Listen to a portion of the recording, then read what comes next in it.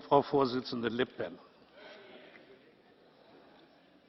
Mesdames et Messieurs les députés, les Anglais en ont assez de l'Union européenne et ont majoritairement, semble-t-il, envie de sortir de cette camisole.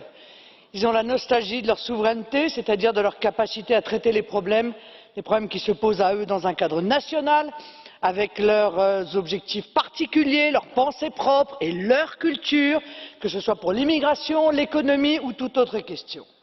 M. Verhofstadt a dit tout à l'heure, dont on n'a pas doté le départ, je vois que moi, quand je quitte l'hémicycle, ça fait un communiqué, mais M. Verhofstadt, lui, ça semble ne pas être le cas, a dit que la Grande-Bretagne, si elle sortait, serait un nain géopolitique. Il faut qu'il arrête de se regarder dans un miroir déformant, car c'est l'Union européenne qui est un nain géopolitique, qui n'a pas son mot à dire et qui n'est respecté dans aucun des grands problèmes de ce monde, aucun grand équilibre et aucun grand conflit. Elle n'a joué strictement aucun rôle, au point que nous sommes humiliés d'ailleurs régulièrement par M.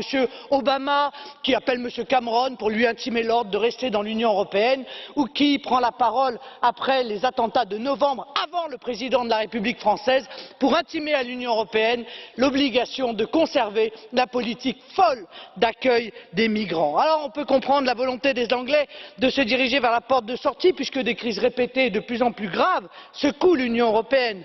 Crise de la monnaie unique créée par les élites européennes, l'euro qui a muté en crise économique et sociale générale dans toute l'Union européenne, la crise de l'immigration avec des millions de personnes qui marchent pour rejoindre une Union européenne sans frontières, ouverte à tous les vents et disloquée. Eh bien, l'Union européenne s'effondre sous le poids de ses propres contradictions. La pseudo-négociation qui s'est ouverte est une pièce de théâtre et je pense que personne n'est dupe. Nonobstant cette mascarade visant à faire croire aux Britanniques qu'une amélioration de l'Union européenne pourrait être obtenue et donc à les conserver dans la structure, vous devez admettre que depuis des années vous êtes dans un coin du ring. Voilà, c'est ça la réalité. Vous êtes contraints de rafistoler jour après jour un paquebot à la dérive qui prend l'eau de toutes parts. Vous êtes sur la défensive. Vos démarches sont fondées sur le mensonge, les pressions, le chantage, la menace, la violation de la volonté des peuples exprimée par référendum. C'est la preuve éclatante de votre faiblesse. Aujourd'hui, vous faites un premier pas en arrière. Et rien que cela, on peut tout de même s'en réjouir. Vous n'arriverez pas indéfiniment à gagner du temps.